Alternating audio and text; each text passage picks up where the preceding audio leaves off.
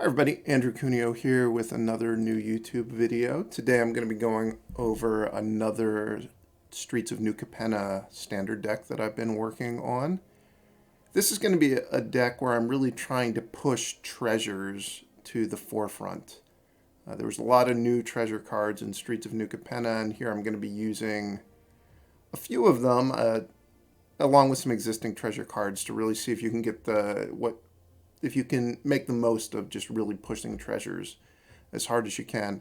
So for starters, this is kind of the impetus of the deck. New card, Professional Facebreaker. So it's a 2/3 menace.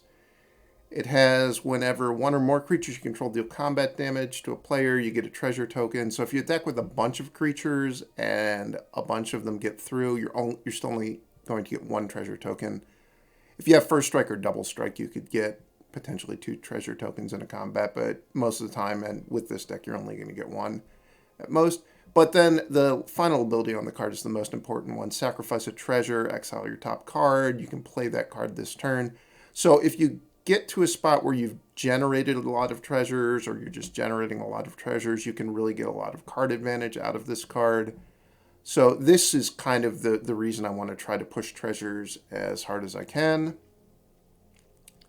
Another new card that is, I think, a very strong card and is also a very good source of treasures, Ziatora the Incinerator.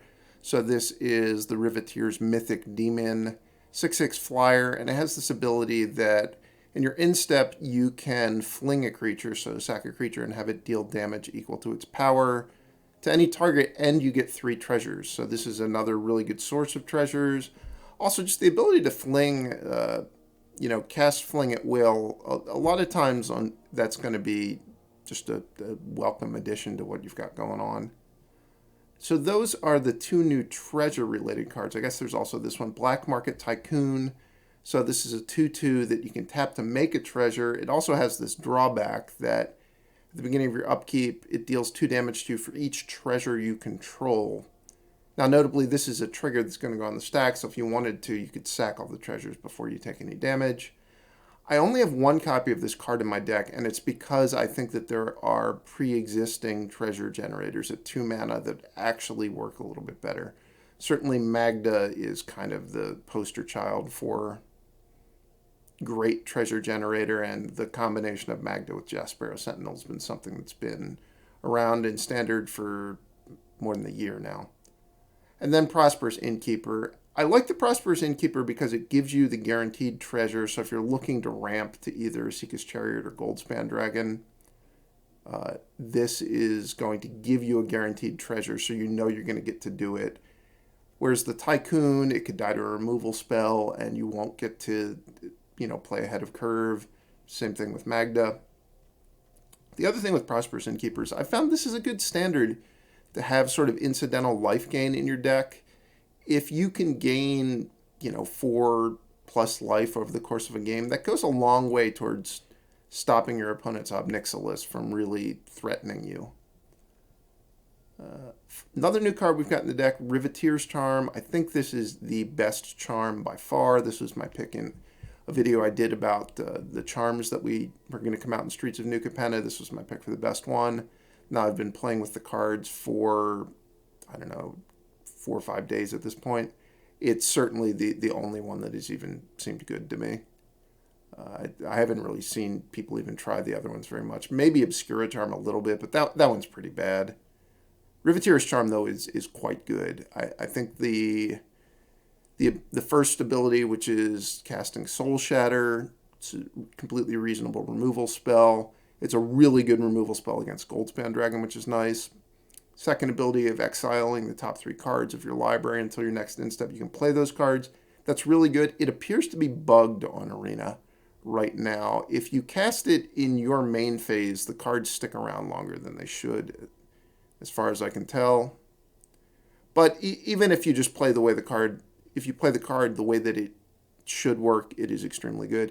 And this third ability, exile target player's graveyard, I wasn't expecting to be important at all in Standard, but there are somewhat popular reanimator strategies using like Invoke Justice to try to get Velomachus into play, And you can use Riveteers Charm to exile their graveyard in response. You could also use Riveteers Charm to kill the large Velomachus. Probably it's going to be better to exile their graveyard in response, but it's a charm that gives you options. You got to pick the right option for you. In terms of rounding out the deck, a couple Voltage Surges. I like playing with a few 1-mana removal spells, and given all the treasure generation in this deck, you can get this up to 4 damage some of the time, which is nice if you're looking at, killing Goldspan Dragon or getting like a 4 loyalty Planeswalker off the board, something like that. Goldspan Dragon, like I mentioned, this is a treasure deck, so Goldspan is right at home. And a couple 3 Fables and Mirror Breaker. This is just generally a good card. It doesn't really have any special synergies in the deck, though. Looking at the mana base, we've got 2 Shatterskull Smashings. That's going to round out our complement of 26 lands. Shatterskull Smashing in particular is a really nice land to play with when you're playing with a lot of treasure generation and dragons, because you can get it to the point where you're just, you're going to dump 8 mana into it and you're going to kill your opponent's 2 biggest things. It's very easy to sink a lot of mana into an X spell in this deck, which gets us to another land. We've got Lair the Hydra. You can potentially make it very large if you have a lot of treasures, and if you have, all the stars are perfectly aligned, you can make it really large. They chump block it, and then you sack it to Ziatora to kill them. Filling out the rest of the lands, we've got the Ziatora's Proving Ground, the Triome in our colors, 12 pathways, 3 creature lands, a Boseiju, a Sokenzan, 1 basic forest, and then only 2 Rockfall Vales. One important thing I've learned from playing this standard is when you're constructing your mana bases for a 3-color deck, especially if you're going to play 4 of the Triomes, which I've been doing. I think not everyone is doing that, and I'm not sure that you need to have 4 in every single deck, but I've been liking having 4 thus far. But it's meant that I wanted to play more pathways and fewer of these slow lands, because you really don't want to have the draw where you play a Triumph on turn 1 tapped, and then your only options for lands on turn 2 are a Rockfall Vale or another Triumph, because you really want to make a play on turn 2 in the standard. So you want to try to minimize the number of 2 and 3 land hands you can get where you're going to have to play tapped lands on turns 1 and 2. So the way you do that is you just include more pathways in your deck and fewer of the slow lands.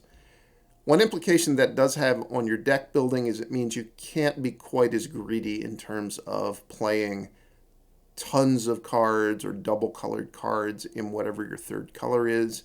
If you look at this deck, I've got only single black cards, and I've only have 5 black cards. This is really a red-green deck splashing black.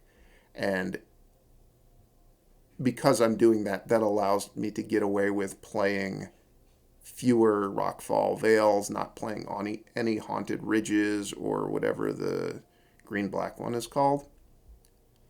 Looking at the sideboard, this is going to be the first time Ob Nixilis makes an appearance on this stream. So far, I haven't been as blown away by Ob Nixilis as I thought I was going to be. I've mostly been playing against people who are playing with it, and it has seemed beatable if your deck is aggressive enough, if you play to the board enough, which is why I don't have it in my main deck. This is not a deck that's really trying to set up a good Ob Nixilis on turn 3. You're trying to ramp to a Chariot on turn 3 or ramp to a Goldspan Dragon. That's the main goal of this deck. But I think if I get paired against a slower deck, a deck that's really focused on killing my creatures, boarding in Ob Nixilis as just a 3-mana planeswalker that I might not even casualty is fairly effective. So that's why I've got 3 of them in the sideboard. And then I've just got a smattering of other interaction, so I can have the right interaction for a given matchup, which I think that's the way sideboarding really works a lot of the time in the standard. Is you don't put a ton of interaction in your deck, because the interaction, just like general interaction, is not good enough in this standard. You need to be getting to the point where you're having the right interaction for the matchup, which is why I like to have a variety of the interactive cards in the sideboard and make sure that when I have interaction in my deck in games 2 and 3, I have the right interaction for the matchup. I'm not trying to make do with like an all-purpose interactive spell that's kind of inefficient, which, I mean, Void Rend is like the poster child for that. I think Void Rend is a really, really bad card. And I mean, obviously I'm not going to play it in my Jund deck, but I just think that in general, you don't want to be playing 3-mana catch-all removal. You want to be playing removal that does exactly what you need it to do in a particular matchup. Or you want to be playing removal that's really cheap. So like Voltage Surge. But here, to round out the removal, I've got a Raven Feeblement that obviously is good against white decks, Angel decks, White Weenie. It's also good against runes. I've got some Flame Blessed Bolts. These are for matchups where I want to really be able to exile something, like a Tenacious Underdog. Burning Hands, obviously, against a green deck. The Tamiyo Safekeepings are, they're just generally good, but I think in particular, if you're going to be playing with Goldspan Dragon, you want a way that you can comfortably attack your Goldspan Dragon into 4 untapped mana when someone obviously has the Wandering Emperor. So you're going to need to have access to an additional mana to cast the Tamiyo Safekeeping. You can't rely on the treasure you get because your opponent would be able to exile your Goldspan Dragon before you would get the treasure with the Wandering Emperor. But if you have 6 mana, if you have 5 lands and you have a treasure laying around, Tamiyo Safekeeping can be a really good card in those spots. 2 copies of Unleash the Inferno. This is one I was not blown away by in spoiler season. But I think there might be a place for this card if you're looking for a card that, it's good against a Wedding Announcement deck or Broker's Ascendancy, something like that, where your opponent's going to have creatures in play and they have artifacts or enchantments that you would like to kill. So it's only going to be good in very specific matchups, but I think it kind of will shine in those matchups, and that's when I was talking about having the correct removal for the matchup. That's what I really meant.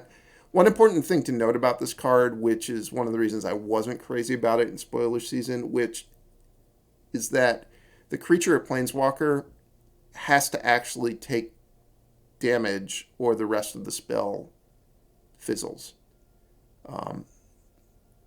So, like, if you target a creature and it gets sacked to Deadly Dispute, like you target a Shambling Ghast, and you're planning to blow up, their 6-mana enchantment, that's not going to work if they have Deadly Dispute, because if they cast Deadly Dispute, it fizzles the Unleash the Inferno, and then you don't get to deal the remainder of the damage. I think this card has what's called a reflexive trigger in the rules, but it's just one thing you need to be really careful of when you play with this card. If your opponent has the ability to sacrifice their permanents, it's going to be really hard to get this card to do exactly what you want it to do. Then rounding out the sideboard, I've just got a little bit of discard, a Duress and some go blanks. I don't think I want to make that the focus of any of my sideboard plans, especially given that I have all these Ob Nixilises that are going to be good in sort of similar matchups. I wanted a couple of go blanks in case I get paired against Lair decks or if I get paired against the actual reanimation decks. So it gives me a little bit of additional graveyard hate, which this deck has a lot of graveyard hate in it. And then 1 Ren and 7. This is really just if I wanted to have another Planeswalker to get some value. Works really well with my Esika's Chariots. Not sure exactly where I would board this in. This is just kind of one of those flexible cards where, if you feel like you want to be less of an aggressive deck and more of a mid-range deck, this Ren 7 could be good. So that's the deck. I'm going to see if it lives up to its name and helps me collect some treasure. I'm going to run through yet another one of these traditional standard events with it. I do not have access to green mana. Do have good turn 3 plays. My opponent's mulled at least once. I think I'm going to keep... This is a very marginal hand. If you've watched a bunch of my videos, you know I like to err on the side of keeping it all reasonable. Hope the top of your deck delivers something to you, which mine just did, obviously. This is perhaps just a white weenie deck.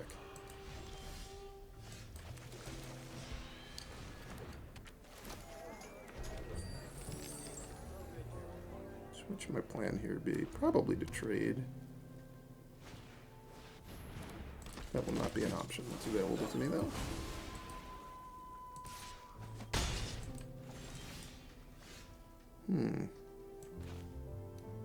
So if I want to, I could Riveteers Charm to get my Innkeeper back, and then play the Jaspera Sentinel. I think that's actually pretty appealing.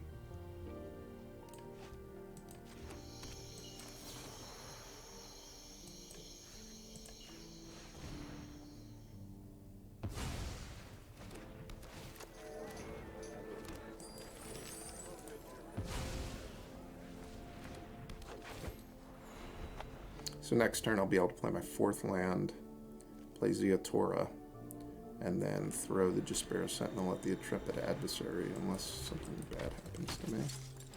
Thalia is not really anything bad.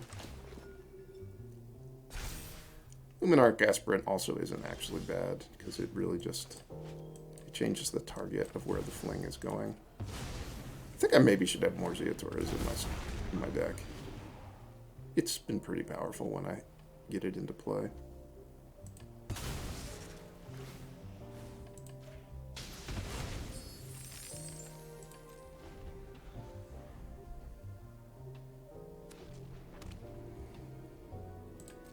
They look like they're kind of flooding out. They have 5 different lands in play, and they're playing mono white. I like it.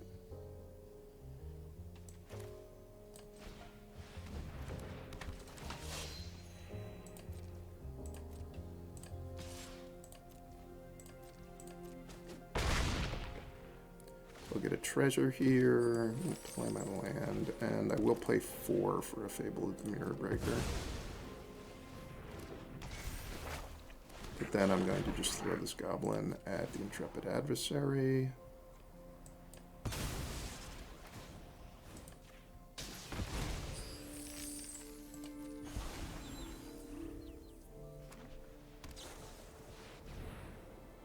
Alright, the Wandering Emperor has shown up. Kills Ziatora, but I think the damage is really done at this point. I guess they do have this Cave of the Frost Dragon, which maybe gives them a little bit of hope, but I don't think they have much of a shot. Assuming that their deck is filled with normal white weenie cards.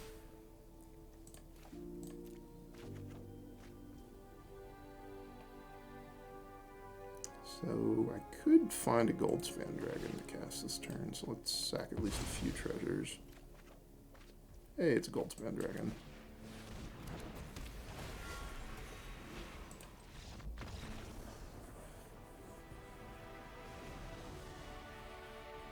Well, that went really well.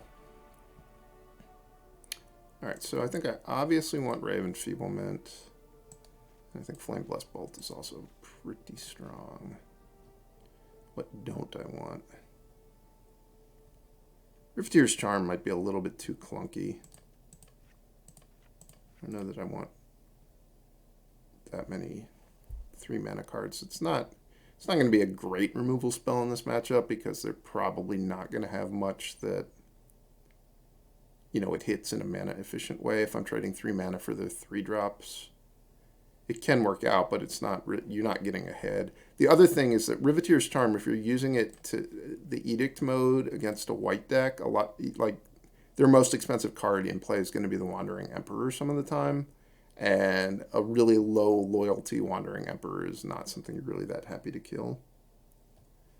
Do I need to have Burning Hands in my deck? I think the answer is no. Don't think they're going to have anything that makes me really want to have this in my deck. And I don't think I want to board in Wrenn and 7. I mean, Wrenn and 7 is kind of awful against Brutal Cathar. And it's also just a 5-mana non-creature card against a deck that has a Thalia in it potentially. So I'm just going to go with it like this. I did say in the deck building that I like Tamio's safekeeping against the Wandering Emperor. I meant more against, like, a more mid-range deck that's going to have more spells that are targeting my cards. I kept this hand just because when Fable the Mirror Breaker's your 3-drop, you're just not going to wind up being flooded. Doesn't look like it's going to pan out very well, though.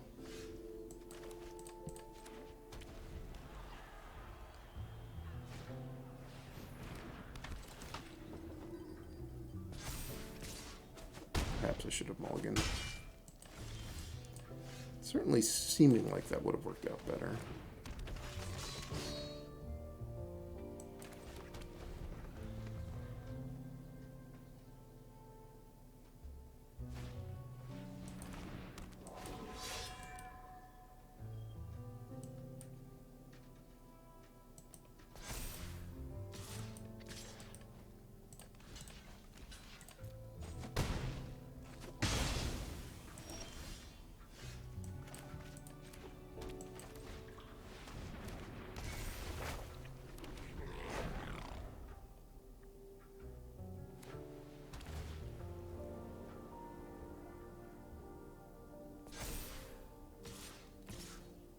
Ow. They're bragging about attacking me before they even know they're dealing damage. I like it. I like their style.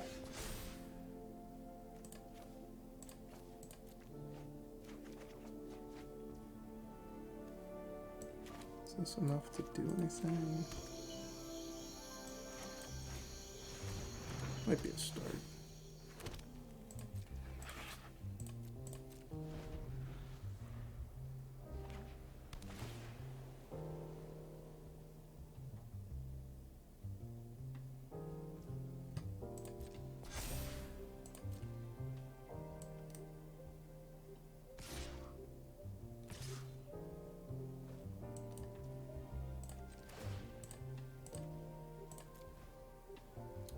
I'll trade the Chariot for the Usher of the Fallen and jump the Thalia. They can't have the Wandering Emperor here because they have a Thalia in play that would prevent them from casting it. If they can add much to the board this turn, it's going to be pretty hard for me to come back.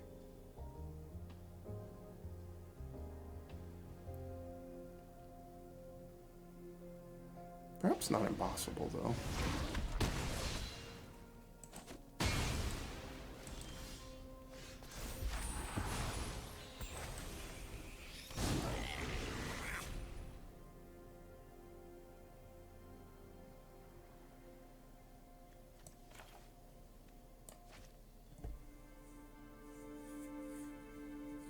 I want to kill the Luminarch Aspirant, or do I want to kill Thalia? I guess I can kill both, actually. Just need to attack and get a treasure.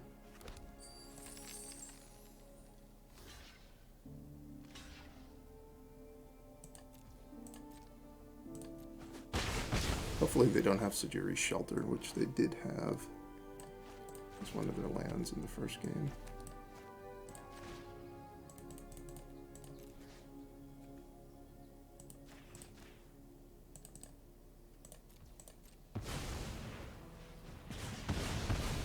Alright, what in the world is in their hand? One of the cards that's in their hand has to be the Wandering Emperor, right?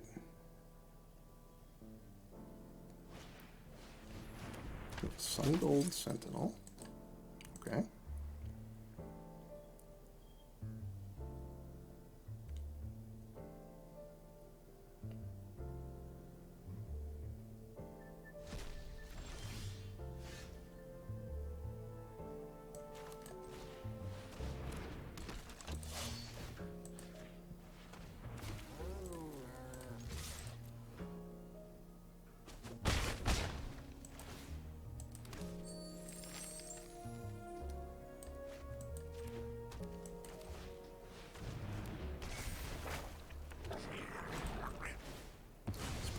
There was no reason for me to attack with that cat. I mean, I dealt 2 damage, but they weren't going to block the copy of the cat. Okay. Really not that scary. You started this fight, but I'm going to end it. You are not much of a roadblock.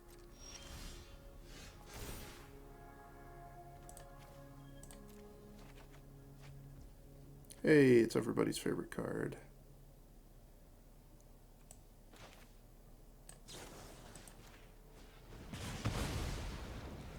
Is it even worth attacking with the Face Breaker and letting them potentially kill it? I think it's fine.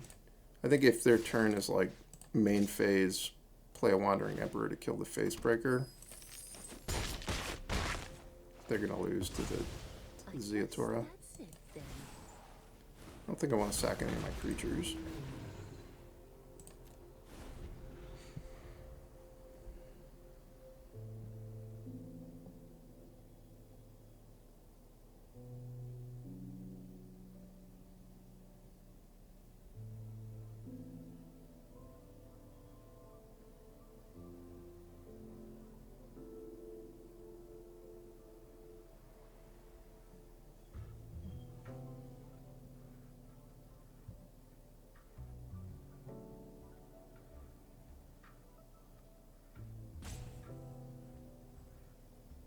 I really did not think I was turning this one around.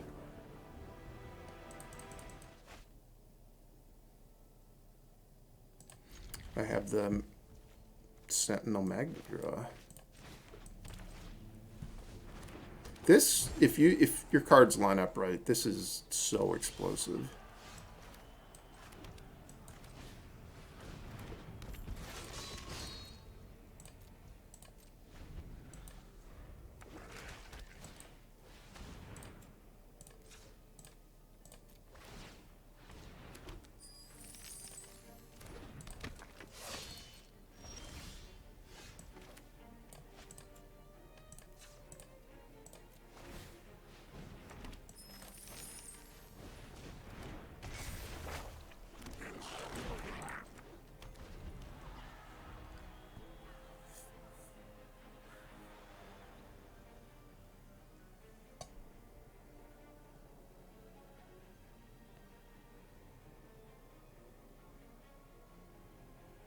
I hope they have Ob Nixilis in their hand. I think if they have Ob Nixilis, I would win very easily. I don't know that I'm really going to want to use the loot ability on the Fable of Kiki, the Fable of the Mirror Breaker. Maybe I would loot away this copy of the Fable of the Mirror Breaker. It's not actually that exciting. I don't think I need 2 Riveteers Charms, actually.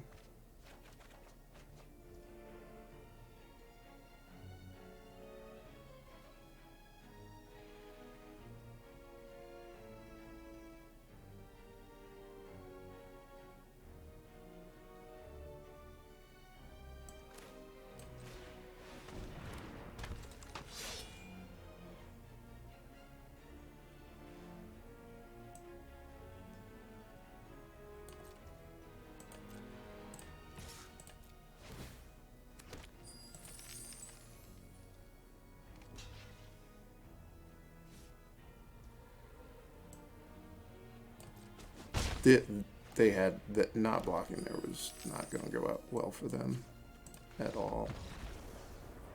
I'm going to put Ziatora into play that turn. Alright, so this is one of the matchups I said I wanted Flames with less Bolt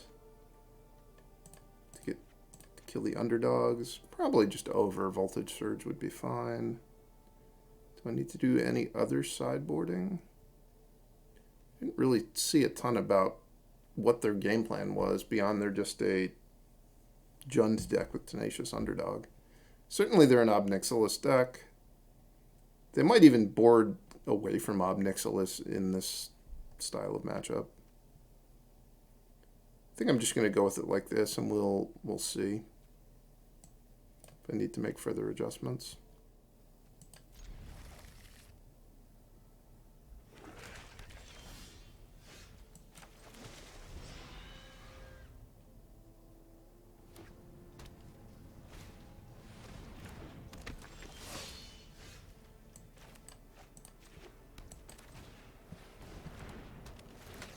Maybe could have just played the Pathway on red there. It's very unlikely I'm actually going to use Sokenzan, but it's also very unlikely I'm going to want the Pathway on green. I might want to use Boseiju, though, this game, just to get rid of this Fable of Kiki Jiki eventually.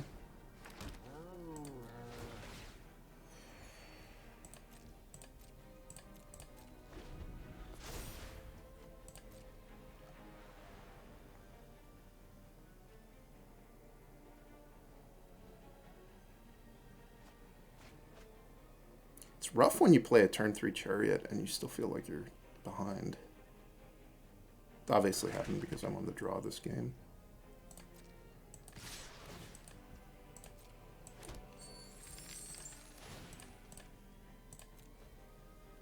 I think in this spot, I mean, obviously they're gonna have something. I don't really want to trade my creatures with theirs, because if I do, then I wouldn't even be able to crew the Chariot next turn, which isn't great.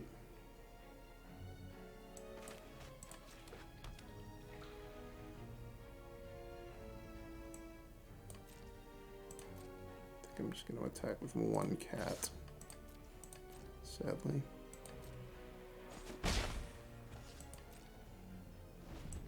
And hope for good things from this Riveteers Charm. Probably going to have to just be played to get rid of the reflection of Kiki Jiki. It's pretty nice for me that this was the start of their turn.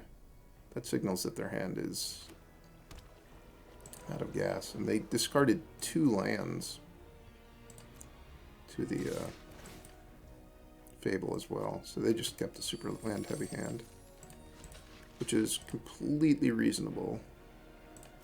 The Fable of the Mirror Breaker.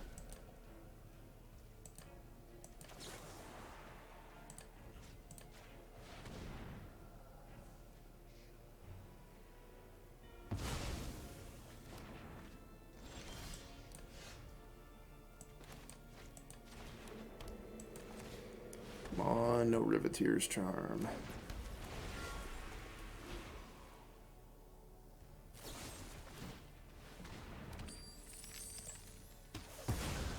That's annoying.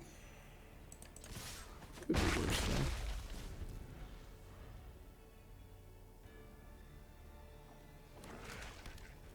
They have so many creature lands.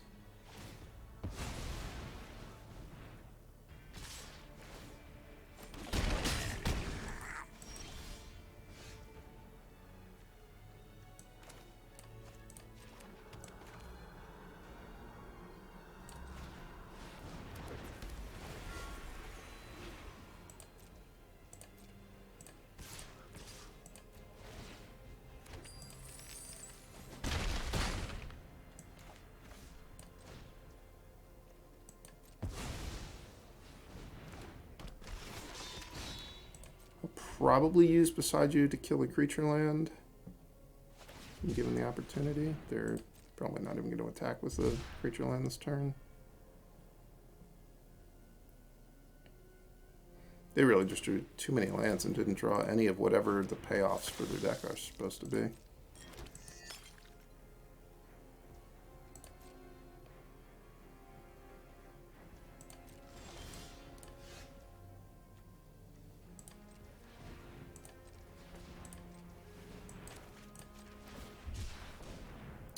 Draw another dragon. I did draw another dragon.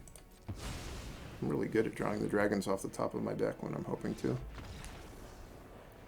It's one of my finest skills.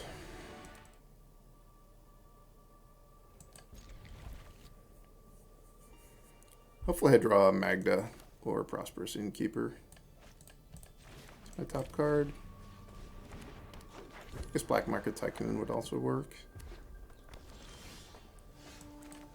Back up Esika's Chariot wasn't part of the plan.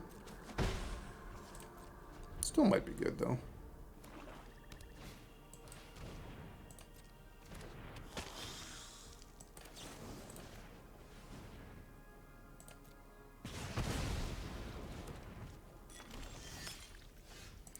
One turn late, Magda. What are you doing to me?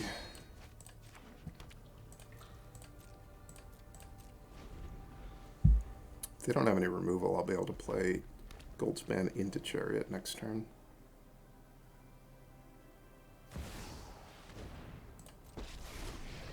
They don't have any removal. I've conquered Yeah, you're entire gonna get plains. mauled. The work for me now runs will be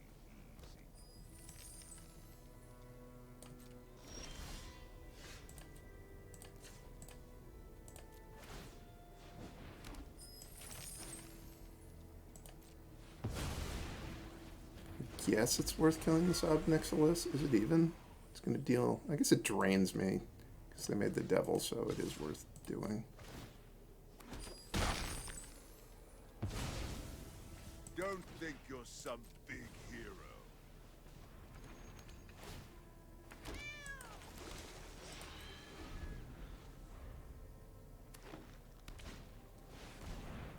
Cat carve their own.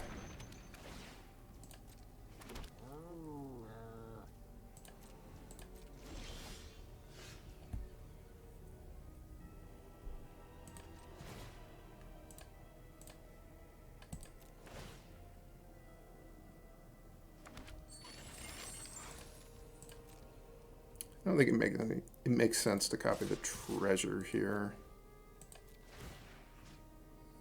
Is the cat even do anything? I guess that having the second cat on defense means if they block with the devil, I can actually block the chariot. I'm not forced to just play a second chariot this turn.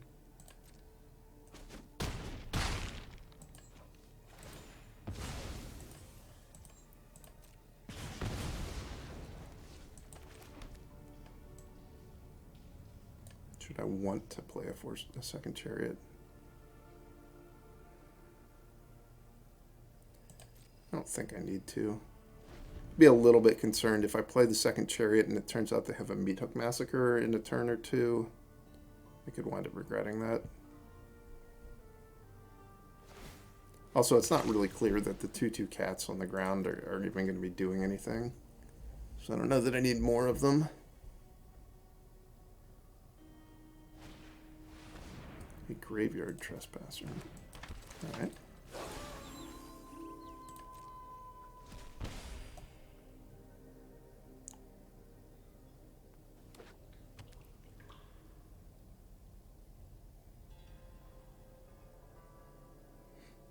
They can't really attack with the Chariot. I would just probably eat it with Lair of the Hydra.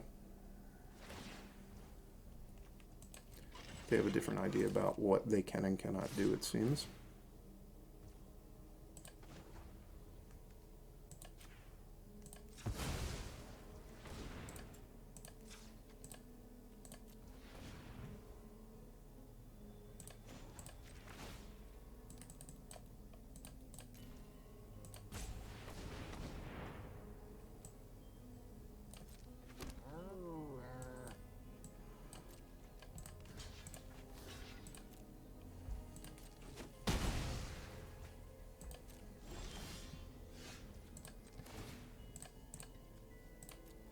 This seems like they're very likely, well, if they hadn't conceded, I thought they were going to double block, and I would kill the Trespasser and play my backup Chariot.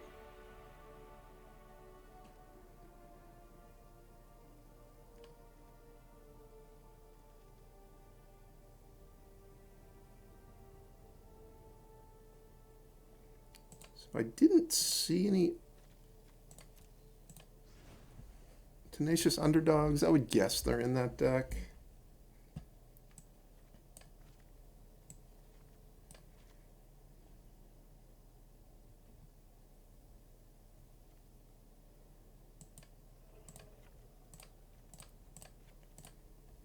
I'm gonna try something like that, maybe, on the draw. Seems pretty solid.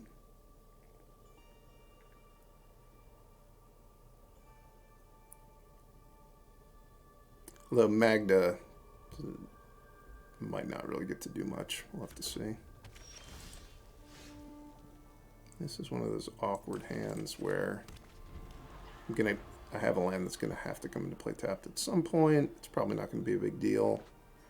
I generally default to playing one of these lands if it's in my opening hand, even if it seems like my hand's a little bit land heavy. It's just, it costs so much mana to cycle. And if you get one of these things into play to start the game, you just know you're not really going to have colored mana problems as the game goes on, which is pretty nice.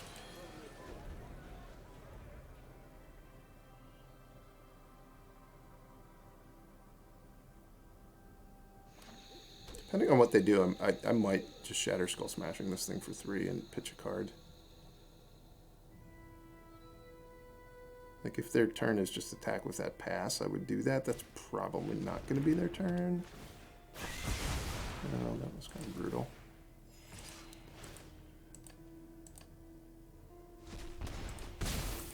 Spell that I want to cast.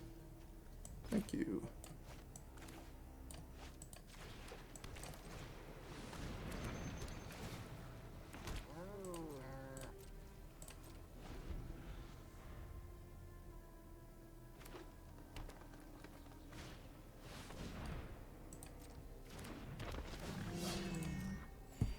Not a good card. I don't know how I feel about that one.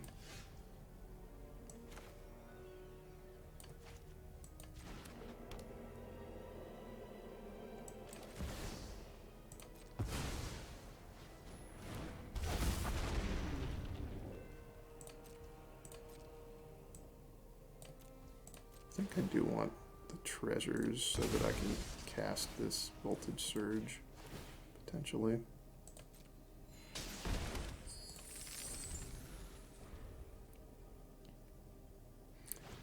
Also, it's going to allow my Shatterskull Smashing to be better, as well as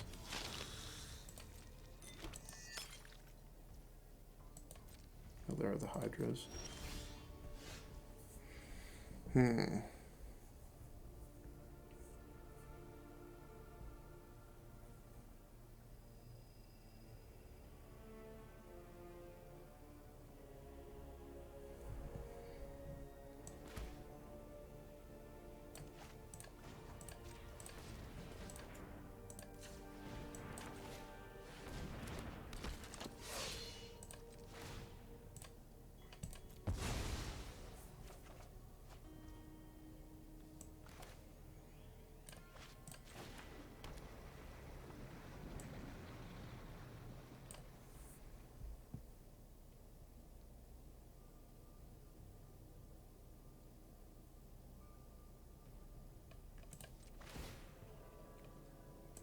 Attacking with that, it just isn't good.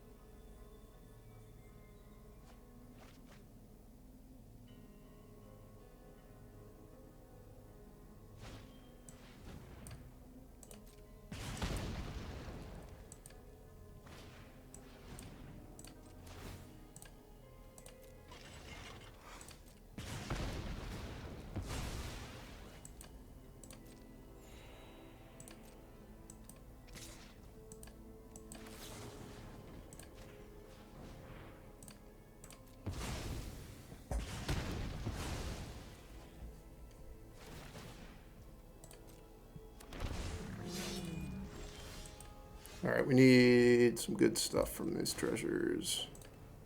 It's going to be a start. It's definitely a start.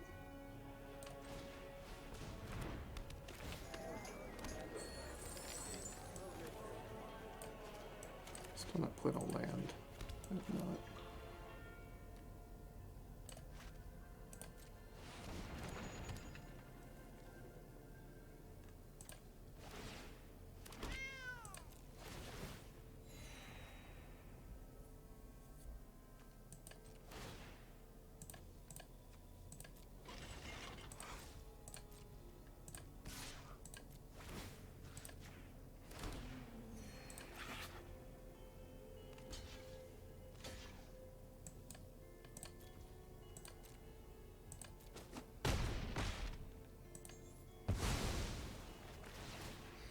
don't mind that trade. I'm kind of trying to set up for Shatterskull Smashing to be able to get rid of a lot of their board. Does mean that I don't get to Boseiju the Reflection of Kiki Jiki for 1 mana, but I maybe don't even need to do that.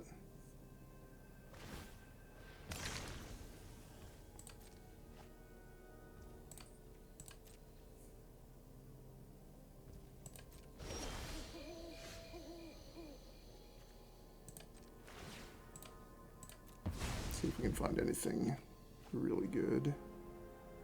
That's pretty good.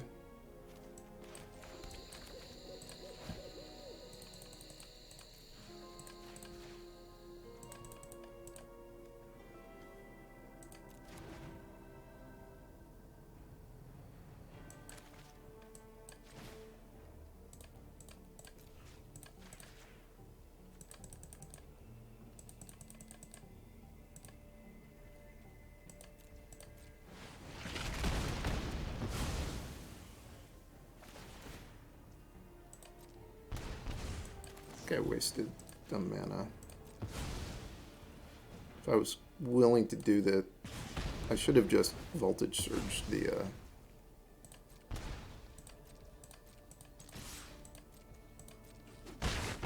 4/4 Rhino and played the Shatterskull Smashing for 6 mana instead of 8.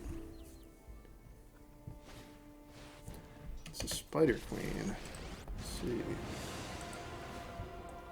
Children wrench their hands. Subservience will Perhaps be not. rewarded.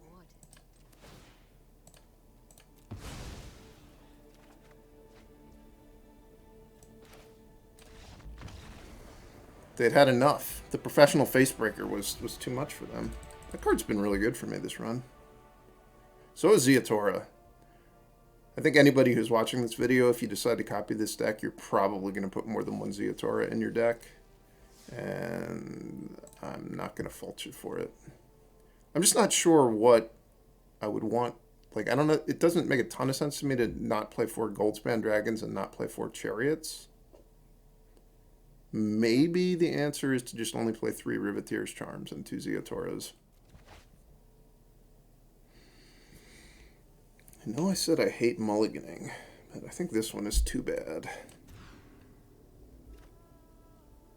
This is a lot more reasonable. I'm going to play to be able to cast this on turn 2 rather than playing this on turn 1 and then potentially having to play a tap land on turn 2.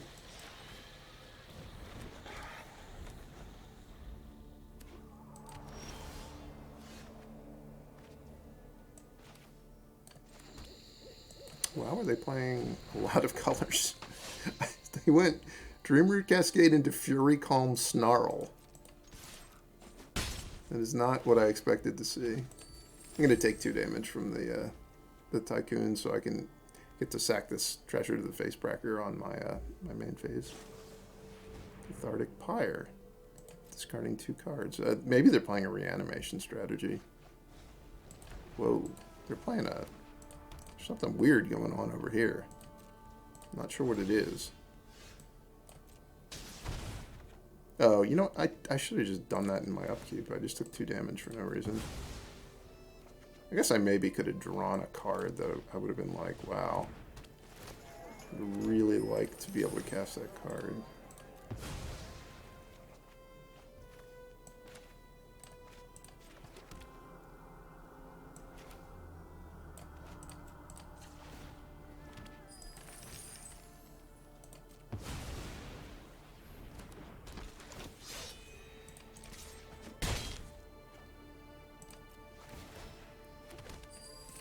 Hopefully they can't wrath me this turn. We have the Celestus. Okay.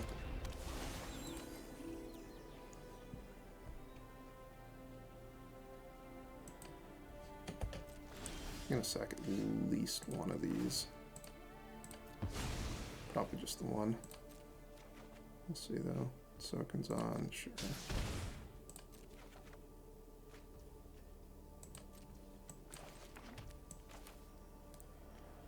Should I even play that?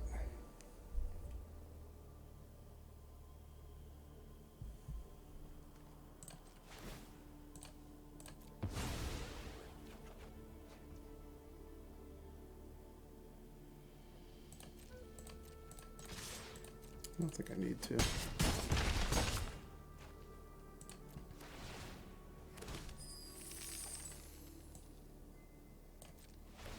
Let's see what they do with their turn.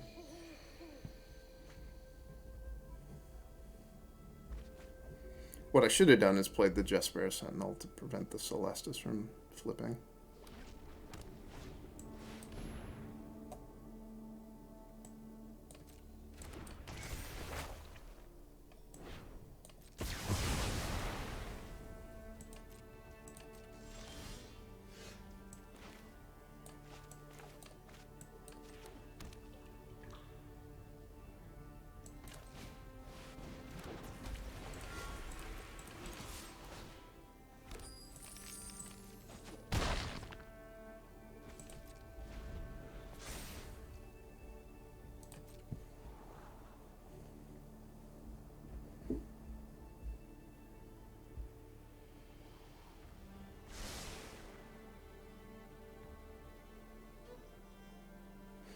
You know, I could have played the Goldspan the turn that I held it back, and then just the next turn killed them with the Lair of the Hydra, probably. What I did, I don't think makes very much sense at all.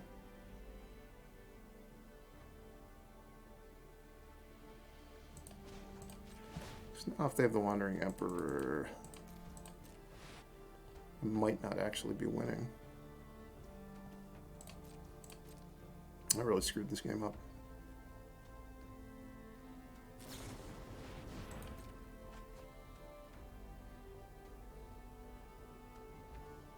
I think kind of whatever weird thing they've got going on, probably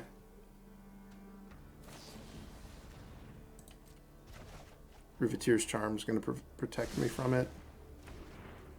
Maybe not.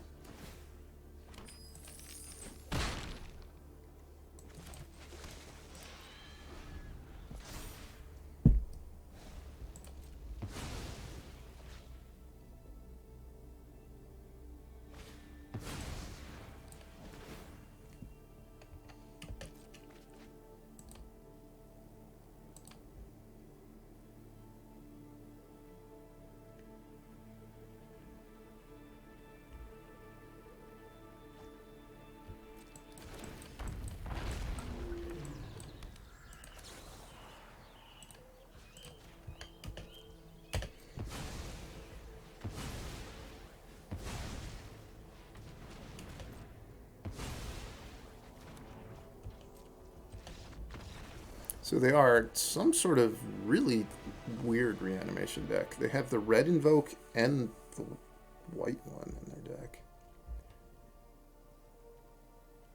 But I showed up with the right sideboard for this.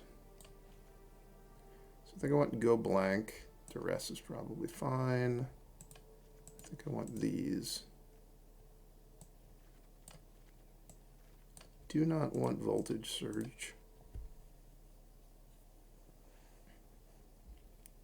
I think this is not a good matchup for Ziatora.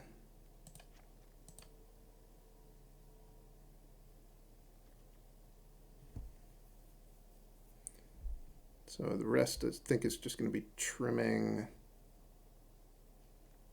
some of these 2-drops.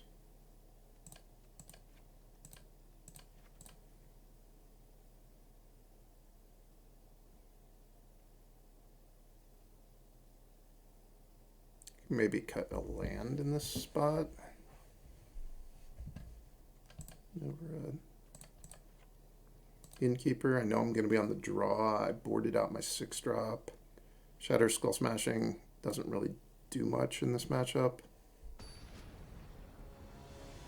Usually by the time Velomachus is in play, you can't untap it, kill it. It's not going to do enough.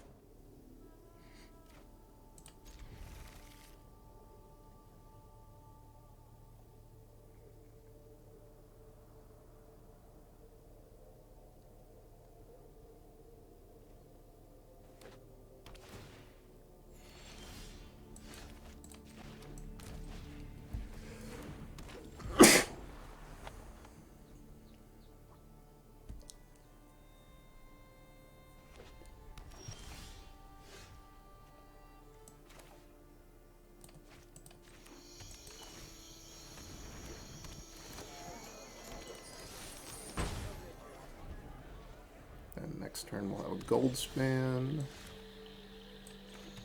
Seems like they could have a way to stop this, but I hope they don't.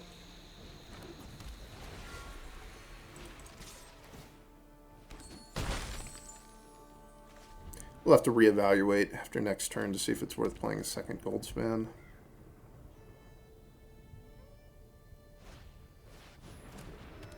Ooh, Sharn, the big pig.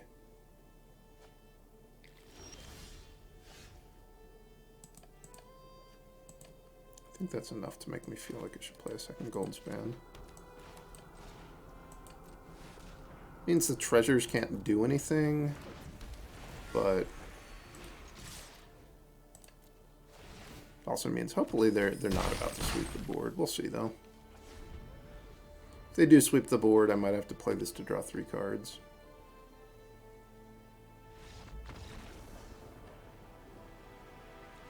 Spoiler, they didn't sweep the board.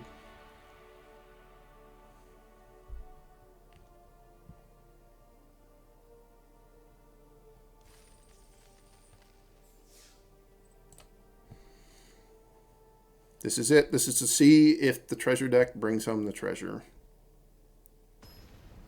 The coveted play-in points.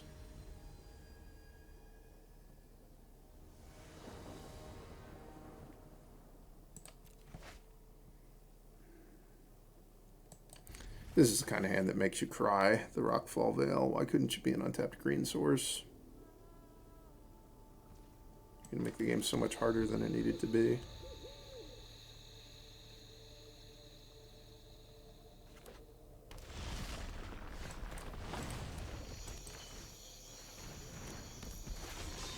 I maybe should have put this on red, because if they play a blocker, I'm going to want to play Voltage Surge and then attack with Magda. They didn't even play a blocker. Like that.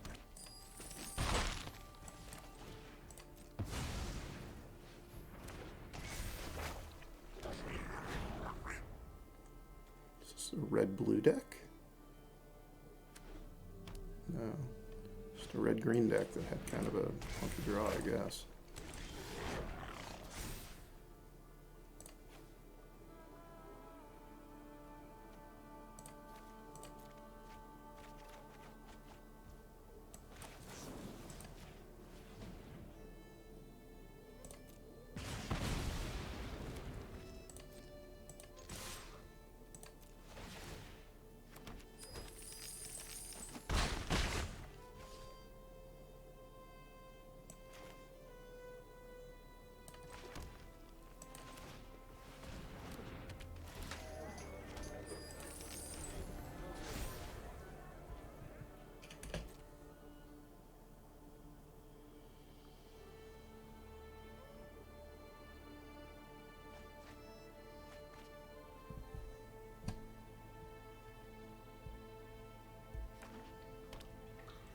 They just discard an Infernal Grasp.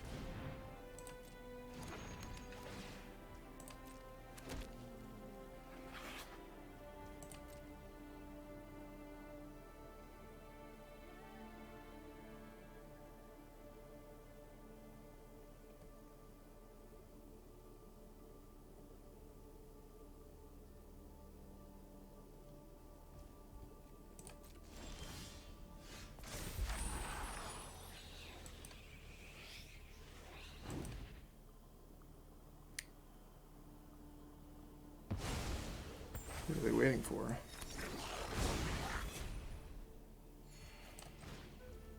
I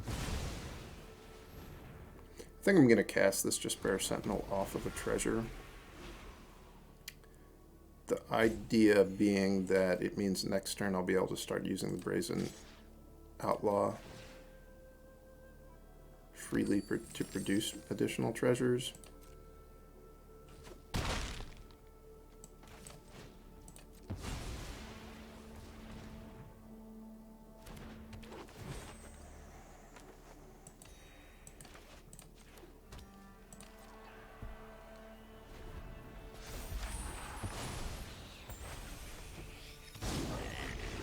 My plan if they attack with the Chariot is to just take it.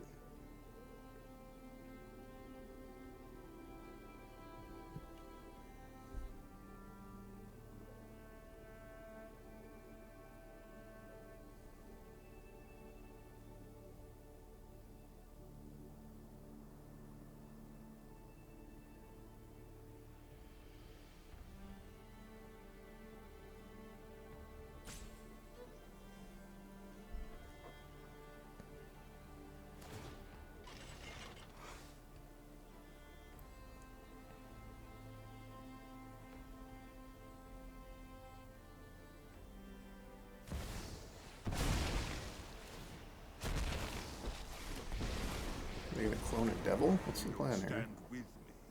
You're my enemy. My goons will make quick work. This is kind of what I talked about, that I have not been that impressed by Ob Nixilis in this style of game. My entertainment. Oh, they clone their Ob Nixilis. Alright. I'm not afraid That's fine. of any. I'll kill that one, no problem.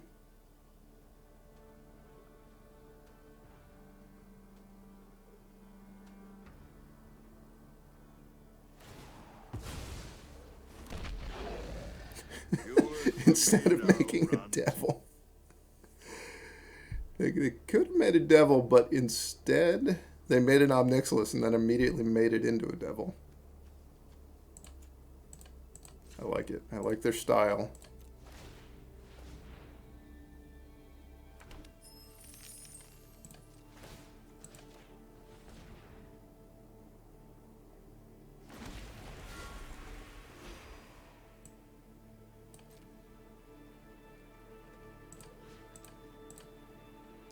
Oops, we need to go. We go there. I guess I'm just going to kill them this turn, so.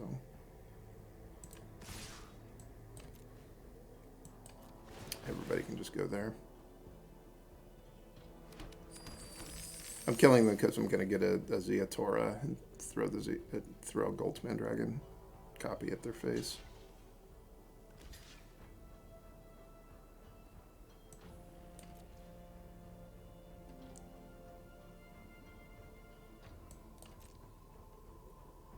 Yes, I want to kill both.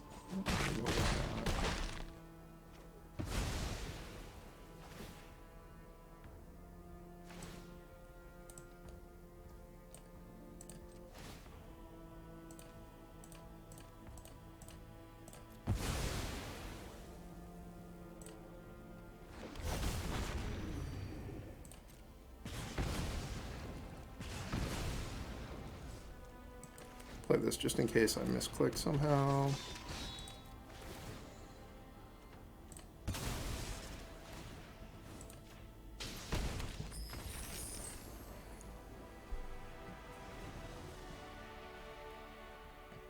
Alright, so this looks like another one of the ones where I went Flame Blessed Bolt.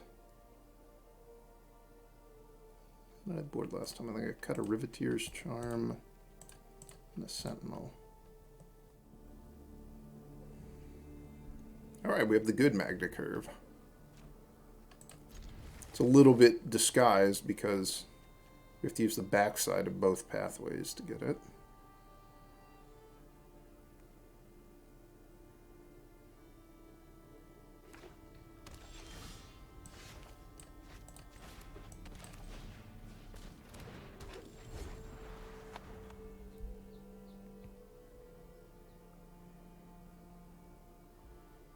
This is another reason that the pathways are better than the Rockfall Vale style lands. I mean, you can't even do this curve.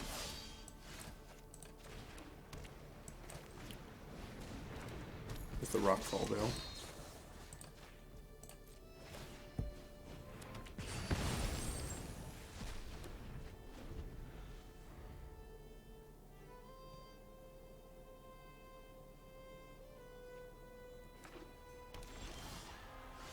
I want black or do I want second red?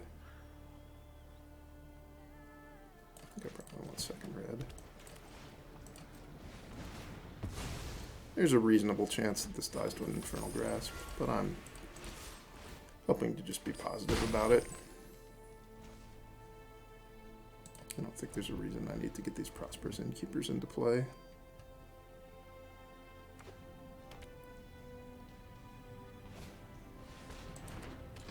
Holy cow, is that card too slow?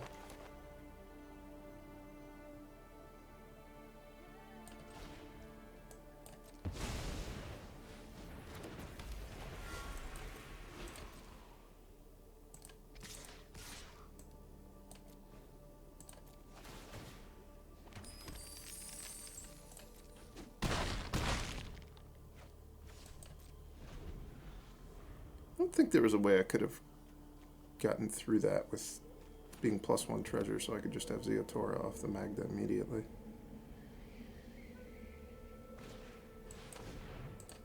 Okay. Don't like what you got going on.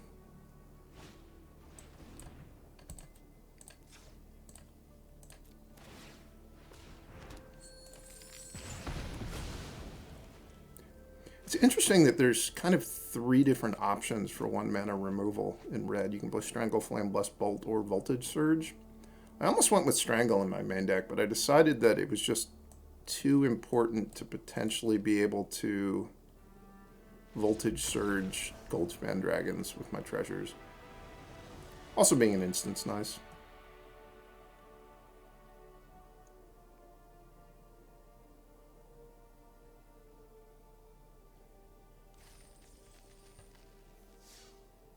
Well, that was a really successful run. That deck really performed very well. I had a bunch of good top decks when I needed them, but the deck also, I think, showed its power. And Ziatora was extremely impressive.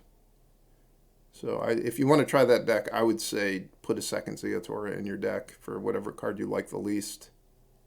And, you know, definitely give it a shot with 2 of them. So I hope you guys enjoyed that, and that'll be the end of this video. Please sub to the channel if you haven't already. I've been keeping up a pretty steady stream of these Streets of New Capenna deck techs, running through the new traditional standard events. And if you made it this far, it's probably because you enjoy that, and there's more of it to come.